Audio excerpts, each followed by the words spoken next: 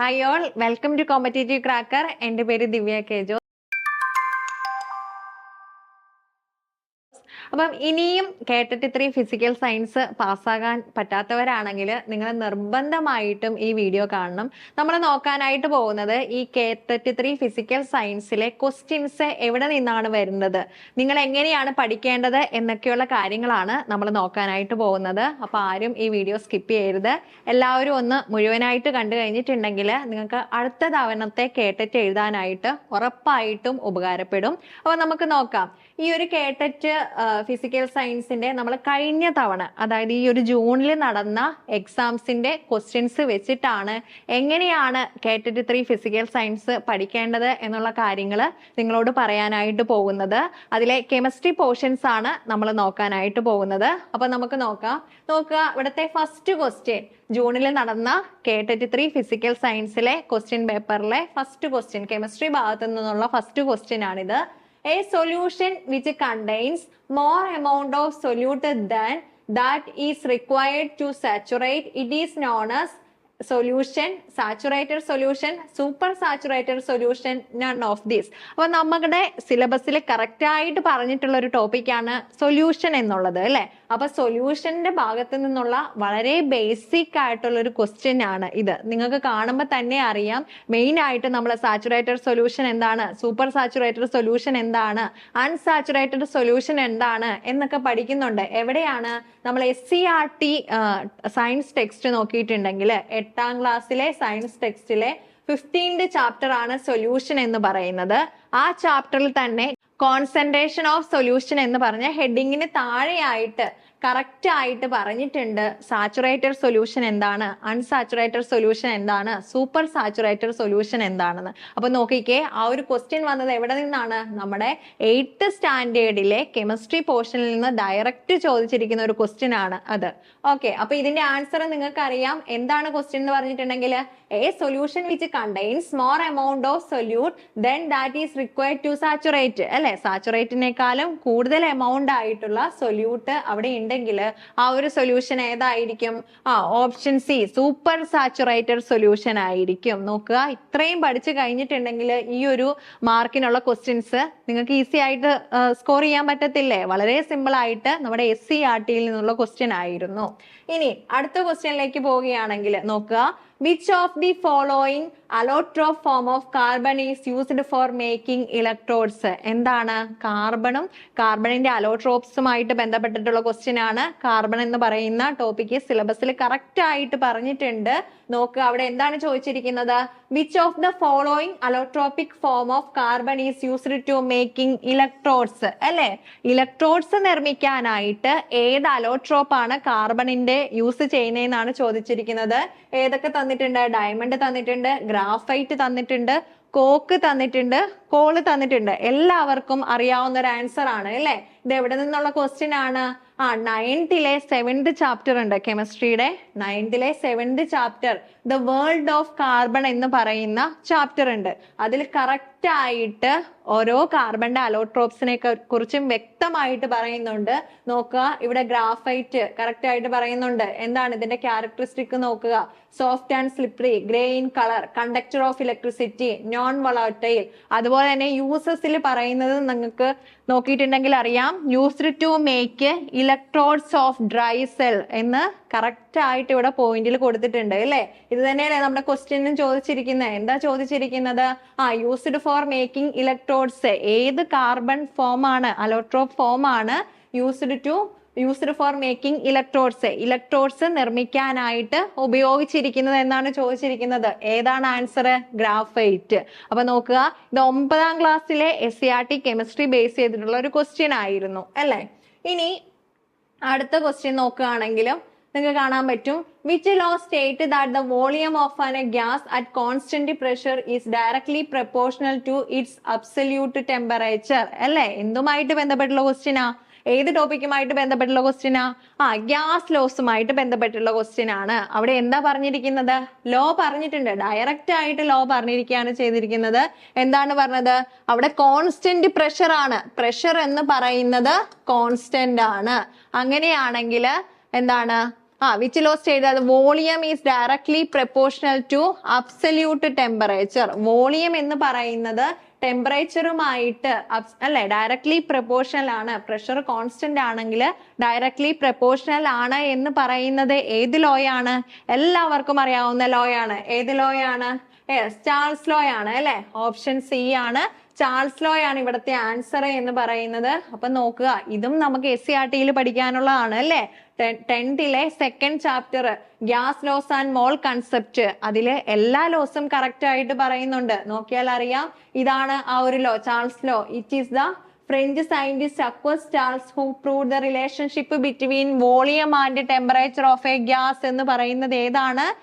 Charles law ആണ്. ഇവിടെ correct ആയിട്ട് ലോയും നമ്മുടെ ടെക്സ്റ്റ് ബുക്കിൽ പറഞ്ഞിട്ടുണ്ട്. അപ്പൊ നോക്കുക, നമ്മുടെ സിലബസിൽ പറഞ്ഞിട്ടുള്ള ടോപ്പിക്കിൽ നിന്ന് തന്നെയാണ് ക്വസ്റ്റ്യൻ വന്നിരിക്കുന്നത്. അത് എവിടെ നിന്നുമായിരുന്നു? കറക്റ്റ് ആയിട്ട് നോക്കിയിട്ടുണ്ടെങ്കിൽ അറിയാം, SCERT ടെക്സ്റ്റ് ബുക്കിൽ നിന്ന് തന്നെയാണ് വന്നിരിക്കുന്നത്. ഇനി നമുക്ക് അടുത്ത ക്വസ്റ്റ്യൻ നോക്കാം. അടുത്ത ക്വസ്റ്റ്യൻ നോക്കിയിട്ടുണ്ടെങ്കിൽ calculate the molecule present in 90 gram H2O ആണ് ചോദിച്ചിരിക്കുന്നത് അല്ലെ. 90 gram H2Oയില് എത്ര മോളിക്യൂൾസ് ഉണ്ട് എന്ന്. വളരെ സിമ്പിൾ ആയിട്ടുള്ള ഒരു ക്വസ്റ്റ്യൻ ആയിരുന്നു അല്ലെ. ഇത് കറക്റ്റ് ആയിട്ട് SCERT ടെക്സ്റ്റിൽ തന്നെ 10th ഇപ്പൊ നമ്മൾ കണ്ട രണ്ടാമത്തെ ചാപ്റ്റർ അതിലുള്ള അതേ പ്രോബ്ലം ആണ്. നോക്കിയിട്ടുണ്ടെങ്കിൽ അറിയാം, 90 gram ഓഫ് വാട്ടർ എന്ന് പറയുന്നത് ഇവിടെ വാട്ടറിന്റെ മോളിക്കുലാർ മാസും കൂടെ കൊടുത്തിട്ട് കറക്റ്റ് ആയിട്ട് പറഞ്ഞിട്ടുണ്ട് അല്ലെ. അപ്പൊ ഇവിടെ ആൻസർ എത്ര എന്ന് വരും? നമുക്കറിയാം 5 × 6.022 × 10⁻23 എന്നുള്ളത് ആൻസർ വരും അല്ലെ. എത്ര മോളിക്യൂൾസ് ഉണ്ടെന്ന് ചോദിച്ചിട്ടുണ്ടെങ്കിൽ. അപ്പോൾ ഇത് ആ മോൾ കൺസെപ്റ്റുമായിട്ട് ബേസ് ചെയ്തിട്ടുള്ള ഒരു ക്വസ്റ്റ്യൻ ആണ്. പക്ഷെ വളരെ കട്ടിയുള്ള ഒരു പ്രോബ്ലം ആയിരുന്നില്ല, വളരെ സിമ്പിൾ ആയിട്ടുള്ള ഒരു പ്രോബ്ലം ആയിരുന്നു ചോദിച്ചിട്ടുണ്ടായിരുന്നത്. ഇനി അടുത്തത് നോക്കുവാണെങ്കിൽ catalyst used during the Haber processes അല്ലെ. ഹേബർ പ്രോസസ്സിൽ യൂസ് ചെയ്യുന്ന കാറ്റലിസ്റ്റ് ഏതാണെന്ന് കറക്റ്റ് ആയിട്ട് നമ്മൾ പഠിക്കുന്നതാണ്. ഇമ്പോർട്ടന്റ് ആയിട്ടുള്ള പ്രോസസ്സുകൾ അല്ലെ, കോണ്ടാക്ട് പ്രോസസ്സ്, ഹേബർ പ്രോസസ്സ് ഒക്കെ, ഓസ്വാൾഡ് പ്രോസസ്സ് ഒക്കെ നമ്മൾ പഠിക്കുന്നതാണ്. അവിടെ നിന്നും വളരെ സിമ്പിൾ ആയിട്ടുള്ള കാറ്റലിസ്റ്റ് ഏതാണ് യൂസ് ചെയ്യുന്നതെന്നാണ് ചോദിച്ചിരിക്കുന്നത്. നമ്മൾ 10th തന്നെ 5th ചാപ്റ്ററിലെ കോമ്പൗണ്ട്സ് ഓഫ് നോൺ മെറ്റൽസിൽ കറക്റ്റ് ആയിട്ട് അമോണിയയുടെ അല്ലെ ഹേബർ പ്രോസസ്സ് വളരെ ഡീറ്റെയിൽഡ് ആയിട്ട് പഠിക്കുന്നുണ്ട്. അപ്പം ഇതും എവിടെ നിന്നുള്ള ക്വസ്റ്റ്യൻ ആണ്? SCERT നിന്നുള്ള ക്വസ്റ്റ്യൻ ആണ്. ഓക്കെ, ഇനി അടുത്തത് നോക്കുവാണെങ്കിൽ the process in which a carbonate ore is heated strongly in the absence of air to convert it into metal oxides is called. ഇവിടെയും എന്താണ് ചോദിച്ചിരിക്കുന്നത്? കാർബണേറ്റ് ഓർ ആണ് അല്ലെ. കാർബണേറ്റ് ഓറിനെ ഹീറ്റ് ചെയ്യുവാണ്. എങ്ങനെയാണ്? കറക്റ്റ് ആയിട്ട് പറഞ്ഞിട്ടുണ്ട്, ആബ്സെൻസ് ഓഫ് എയറിലാണ്. എന്തിനു വേണ്ടിയിട്ടാണ്? അതിന്റെ മെറ്റൽ ഓക്സൈഡ് ആക്കാൻ വേണ്ടിയിട്ട് എയറിന്റെ ആബ്സെൻസിലാണ് അവിടെ ഹീറ്റ് ചെയ്യുന്നതെങ്കിൽ നമുക്ക് 2 ഓപ്ഷൻ നോക്കിയാൽ മതി. ഏതൊക്കെയേ ഉള്ളൂ ഇവിടെ? കാൽസിനേഷനും റോസ്റ്റിങ്ങും. ഇതിൽ ഏതാണെന്ന് നോക്കിയാൽ മതി. നമ്മൾ അവിടെ പറഞ്ഞിട്ടുണ്ട്, പ്രസൻസ് ഓഫ് എയർ ആണെങ്കിൽ അത് എപ്പോഴും എന്തായിരിക്കും? റോസ്റ്റിംഗ് ആയിരിക്കും അല്ലെ. എയർ എന്ന് പറയുന്നത് റോസ്റ്റിംഗ് എന്ന് കണക്ട് ചെയ്ത് പഠിക്കാം. ആബ്സെൻസ് ഓഫ് എയർ ആണെങ്കിൽ അവിടെ എന്തായിരിക്കും ആൻസർ? കാൽസിനേഷൻ ആയിരിക്കും അല്ലെ. ഇത് നമ്മൾ മെറ്റലർജിയിൽ നിന്നുള്ള ക്വസ്റ്റ്യൻ ആണ്. മെറ്റലർജി നമ്മൾ എവിടെ പഠിക്കുന്നുണ്ട്? മെറ്റലർജി എന്ന് പറയുന്നത് 10th തന്നെ SCERT കെമിസ്ട്രിയിലെ 4th ചാപ്റ്റർ ആണ്, പ്രൊഡക്ഷൻ ഓഫ് മെറ്റൽസ്. ആ പ്രൊഡക്ഷൻ ഓഫ് മെറ്റൽസിൽ വളരെ വ്യക്തമായിട്ട് പഠിക്കുന്നതാണ് കാൽസിനേഷൻ എന്താണ്, റോസ്റ്റിംഗ് എന്താണ്, പ്രസൻസ് ഓഫ് എയറിൽ ഏതാണ് നടക്കുന്നത്, ആബ്സെൻസ് ഓഫ് എയറിലാണ് ഏതാണ് നടക്കുന്നത് എന്നൊക്കെയുള്ള കാര്യങ്ങൾ. ഇനി ഇതിനോട് തന്നെ ഇവിടെ നോക്കിയാൽ അറിയാം, calcination is the process of heating concentrated or in the absence of air at a temperature below its melting point എന്ന്. അതേ സമയത്ത് റോസ്റ്റിംഗ് ആണെങ്കിൽ ഇവിടെ കറക്റ്റ് ആയിട്ട് പറഞ്ഞിട്ടുണ്ട്, അവിടെ എന്താണ്? പ്രസൻസ് ഓഫ് എയർ ആണ് അല്ലെ. Heating concentrated or in A current of air എന്ന് കറക്റ്റ് ആയിട്ട് പറഞ്ഞിട്ടുണ്ട്. ഇത് എവിടെ നിന്നാണ്? ഇതും SCERT നിന്നുള്ള ചോദ്യമായിരുന്നു. ഇനി ഇത് മാത്രമല്ല വന്നിരിക്കുന്നത്, അതുപോലെ തന്നെ ഇതേ ഒരു ചാപ്റ്ററിൽ നിന്ന് വീണ്ടും നമ്മൾ ബ്ലാസ്റ്റ് ഫർണസുമായിട്ട് ബന്ധപ്പെട്ടിട്ടുള്ള ഒരു ക്വസ്റ്റ്യൻ, ഇക്വേഷൻ ഒക്കെ ബേസ് ചെയ്തിട്ടുള്ള ഒരു ക്വസ്റ്റ്യൻ ഉണ്ടായിരുന്നു. അതും എവിടെ നിന്ന് തന്നെയാണ്? ഈ ഒരു ഒരു ചാപ്റ്ററിൽ നിന്ന് തന്നെയാണ് വന്നിരിക്കുന്നത്.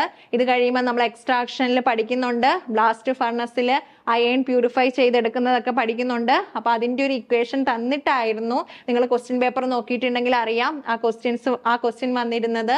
അതും കറക്റ്റ് ആയിട്ട് നമ്മൾ ഈ ഒരു പാഠഭാഗത്ത് നല്ല രീതിയിൽ പഠിക്കുന്നതാണ്. ഇനി അടുത്തത് നോക്കിയിട്ടുണ്ടെങ്കിൽ അറിയാം, bleaching of chlorine is due to, അല്ലെ, ക്ലോറിൻ എന്ന് പറയുന്ന നോൺ മെറ്റൽസിൽ സ്പെസിഫൈ ചെയ്ത് നമുക്ക് സിലബസിൽ തന്നിട്ടുള്ളതാണ് ക്ലോറിൻ എന്ന് പറയുന്നത്. അതിൽ എന്താ ചോദിച്ചിരിക്കുന്നത്? ക്ലോറിന്റെ ബ്ലീച്ചിങ് എന്ന് പറയുന്ന ആക്ഷൻ എന്താണ് എന്നാണ്. ഓക്സിഡേഷൻ ആണോ, റിഡക്ഷൻ ആണോ, സൾഫനേഷൻ ആണോ, നൺ ഓഫ് ദീസ് എന്നാണ് തന്നിരിക്കുന്നത്. അപ്പം ഇതും എവിടെ നിന്നുള്ളതാണ്? നമ്മുടെ SCERT നിന്ന് തന്നെയുള്ള ക്വസ്റ്റ്യൻ ആയിരുന്നു, അല്ലെ? 9th ക്ലാസ്സിലെ 6ാമത്തെ ചാപ്റ്റർ നോൺ മെറ്റൽസ് എന്ന് പറയുന്ന 6ാമത്തെ ചാപ്റ്ററിലാണ് കറക്റ്റ് ആയിട്ട് നമ്മൾ ക്ലോറിനെയൊക്കെ പറ്റി പഠിക്കുന്നത്. അതിൽ നോക്കിയാൽ അറിയാം, ഇതിൽ കറക്റ്റ് ആയിട്ട് പറഞ്ഞിട്ടുണ്ട്. ഇവിടെ ഒരു നേസന്റ് ഓക്സിജൻ ഫോം ചെയ്യുന്നതും അങ്ങനെ ഓക്സിഡേഷൻ നടക്കുന്നതും അതാണ് ക്ലോറിന്റെ ബ്ലീച്ചിങ് ആക്ഷന് കാരണമാകുന്നത് എന്നൊക്കെയുള്ള കാര്യങ്ങള് ഈ ഒരു പാരഗ്രാഫില് കറക്റ്റ് ആയിട്ട് പറഞ്ഞിട്ടുണ്ട്. അപ്പൊ നിങ്ങൾ നോക്കിയിട്ടുണ്ടെങ്കിൽ അറിയാം, ഈ ഒരു ക്വസ്റ്റ്യൻ ഒക്കെ എവിടെ നിന്നാണ് വന്നിരിക്കുന്നത്? നമ്മുടെ SCERT നിന്നുള്ള ക്വസ്റ്റ്യൻ ആണ്, അല്ലെ? അപ്പൊ നിങ്ങൾ ചെയ്യേണ്ട ഒരു കാര്യം, ഇനിയും നിങ്ങൾക്ക് KTET 3 ഫിസിക്കൽ സയൻസ് കിട്ടിയിട്ടില്ല എന്നുള്ളവരുണ്ടെങ്കിൽ നിങ്ങൾ ചെയ്യേണ്ടത്, ഇനി നമുക്ക് KTET വിളിക്കാനായിട്ട് കുറച്ച് സമയമുണ്ട്, അല്ലേ? ആ സമയത്തിനുള്ളിൽ നിങ്ങളുടെ SCERT നല്ല രീതിയിൽ പഠിക്കുകയാണെങ്കിൽ നിങ്ങൾക്ക് ഷുവർ ആയിട്ടും ക്വാളിഫൈ ചെയ്യാനുള്ള മാർക്ക് അതിൽ നിന്ന് കിട്ടും. അതിന് യാതൊരു സംശയമില്ല. ഇപ്പൊ നമ്മൾ കെമിസ്ട്രിയിൽ വളരെ കുറച്ച് ക്വസ്റ്റ്യൻസ് ആണ് എടുത്തിട്ടുള്ളൂ. ഇനി ബാക്കിയുള്ള ക്വസ്റ്റ്യൻസ് നമ്മൾ നോക്കിയാൽ തന്നെ അറിയാം, 1-2 ക്വസ്റ്റ്യൻ +1 +2 ടോപ്പിക്കിൽ നിന്ന് വന്നെന്ന് ഒഴിച്ചിട്ടുണ്ടെങ്കിൽ ബാക്കിയെല്ലാം നമ്മുടെ 8, 9, 10 കെമിസ്ട്രി പാഠഭാഗത്തു നിന്നുള്ള ചോദ്യമാണ്. ഫിസിക്സും അങ്ങനെ തന്നെയാണ്. ഫിസിക്സും കൂടുതലും ലൈറ്റിന്റെ ഒക്കെ ചാപ്റ്ററിൽ നിന്ന് വളരെ ബേസിക് ആയിട്ടുള്ള ഒരു ക്വസ്റ്റ്യൻ മാത്രമല്ല 2-3 ക്വസ്റ്റ്യൻസ് ഒക്കെയാണ് വന്നിരിക്കുന്നത്. അപ്പൊ നിങ്ങൾ എന്ത് ചെയ്യാം? നിങ്ങൾ സിലബസ് നോക്കിയിട്ട് പ്രീവിയസ് ക്വസ്റ്റ്യൻസ് നോക്കിയിട്ട് വളരെ സെലക്റ്റീവ് ആയിട്ട് SCERT വായിച്ചെങ്കിൽ പോലും നിങ്ങൾക്ക് നല്ല രീതിയിലുള്ള ഒരു മാർക്ക് KTET 3 ഫിസിക്കൽ സയൻസിന് സ്കോർ ചെയ്യാനായിട്ട് സാധിക്കും. അതിന് യാതൊരു സംശയമില്ല. അപ്പൊ നിങ്ങൾ എന്ത് ചെയ്യുക? ഇനിയും കിട്ടിയില്ലാത്തവര് വിഷമിക്കുകയല്ല വേണ്ടത്. ഇനി അടുത്ത KTET കൂടി ഉറപ്പായിട്ടും KTET 3 പാസ്സാകും എന്ന് ശുഭപ്രതീക്ഷ അല്ലെങ്കിൽ ഒരു ഉറപ്പ് പറഞ്ഞുകൊണ്ട് നിങ്ങൾ എന്ത് ചെയ്യുക? ഇന്ന് തന്നെ അങ്ങ് പഠിക്കാനായിട്ട് പഠനം സ്റ്റാർട്ട് ചെയ്യാനായിട്ട് ശ്രദ്ധിക്കുക കേട്ടോ. അപ്പൊ കോമ്പറ്റീറ്റീവ് ക്രാക്കർ KTET 3 ഫിസിക്കൽ സയൻസിന്റെ ലോങ് ബാച്ച് സ്റ്റാർട്ട് ചെയ്തിട്ടുണ്ട്. അതായത് അടുത്ത KTET എക്സാമിന് വേണ്ടിയിട്ടുള്ള ലോങ് ബാച്ച് ആണ്. നമ്മൾ ഈ പറഞ്ഞ പോലെ തന്നെ പ്രീവിയസ് ക്വസ്റ്റ്യൻ ഒക്കെ ബേസ് ചെയ്തിട്ട് SCERT പാഠഭാഗങ്ങളൊക്കെ ബേസ് ചെയ്തിട്ട് നമ്മുടെ സിലബസ് അനുസരിച്ചിട്ടുള്ള ടോപ്പിക്കാണ് നമ്മുടെ ആപ്പിൽ അവൈലബിൾ ആയിരിക്കുന്നത്. അതുപോലെ തന്നെ അത് റെക്കോർഡഡ് ആയിട്ട് സിലബസ് അനുസരിച്ചിട്ടുള്ള എല്ലാ ക്ലാസ്സുകളും ഉണ്ട്. അതുപോലെ ലൈവ് സെഷൻസും ഉണ്ട്. വീക്ക്ലി ലൈവ് സെഷൻ എന്ന് പറഞ്ഞിട്ടുണ്ടെങ്കിൽ നിങ്ങൾക്ക് അറിയാം, അല്ലെ? എങ്ങനെയാണ് KTET 3യുടെ മാർക്ക് എന്ന് പറഞ്ഞിട്ടുണ്ടെങ്കിൽ 150 മാർക്കാണ്. അതിൽ ഏതൊക്കെയുണ്ട്? സൈക്കോളജി ഉണ്ട്, ഏതെങ്കിലും ഒരു ലാംഗ്വേജ് ഇംഗ്ലീഷോ മലയാളവും ഉണ്ട്. പിന്നെ എന്തുണ്ട്? 80 മാർക്ക് നമ്മുടെ സബ്ജക്റ്റ് ആണ്. അതിൽ 50 മാർക്കിൽ 25 മാർക്ക് ഫിസിക്സും 25 മാർക്ക് കെമിസ്ട്രി, ബാക്കി 30 മാർക്ക് എന്ന് പറയുന്നത് പെഡഗോജി പോർഷൻ ആണ്. അപ്പൊ ഇതിന്റെയൊക്കെ റെക്കോർഡഡ് ക്ലാസ് നമ്മുടെ ആപ്പിൽ അവൈലബിൾ ആണ്. മാത്രമല്ല ഇതിന്റെ എല്ലാത്തിന്റെയും ലൈവ് സെഷൻസ് വീക്കിലി നിങ്ങൾക്ക് അവൈലബിൾ ആണ്. അതുപോലെ മോഡൽ എക്സാംസും ബാക്കിയുള്ള കാര്യങ്ങളും നോട്ട്സും ഒക്കെ നിങ്ങൾക്ക് ഗ്രൂപ്പിൽ ഷെയർ ചെയ്ത് തരും. സ്പെഷ്യൽ മെന്റർഷിപ്പോട് കൂടിയിട്ടുള്ള ബാച്ചാണ്. നമുക്കറിയാം, അല്ലെ? HSA എന്ന് പറയുന്നത് ഇതുവരെയും വിളിച്ചിട്ടില്ല. അപ്പൊ KTET 3 എത്രയും വേഗം നേടിയെടുക്കുക എന്നുള്ളതാണ് നിങ്ങൾ ചെയ്യേണ്ടത്. കാരണം അടുത്തൊരു HSA എഴുതണമെങ്കിൽ നമുക്ക് നിർബന്ധമാണ് KTET 3 എന്നുള്ളത്. അപ്പം തന്നെ പഠിക്കാനായിട്ട് സാധിക്കുന്നില്ല എന്നുള്ളവരുണ്ടെങ്കിൽ നമ്മുടെ നമ്പറിൽ കോൺടാക്ട് ചെയ്താൽ മതി. അപ്പൊ കോഴ്സിനെ കുറിച്ചുള്ള കൂടുതൽ ഡീറ്റെയിൽസ് കിട്ടും. അതുപോലെ തന്നെ ഇതുപോലത്തെ കൂടുതലായിട്ടുള്ള ഇൻഫോർമേറ്റീവ് വീഡിയോസ് നിങ്ങൾക്ക് കാണണമെങ്കിൽ, നിങ്ങൾ ആദ്യമായിട്ടാണ് ഈ ചാനൽ കാണുന്നതെങ്കിൽ നമ്മുടെ ചാനൽ ഒന്ന് സബ്സ്ക്രൈബ് ചെയ്യുക. നിങ്ങളുടെ ലേറ്റസ്റ്റ് ആയിട്ടുള്ള അപ്ഡേഷൻസ് ഒക്കെ നമ്മൾ അറിയിക്കുന്നതായിരിക്കും. അപ്പൊ നിങ്ങളുടെ ഫ്രണ്ട്സിലേക്കൊക്കെ ഒന്ന് ഈ വീഡിയോ ഷെയർ ചെയ്യുക. അപ്പൊ വീണ്ടും വേറൊരു വീഡിയോയുമായിട്ട് കാണാം. Thank you.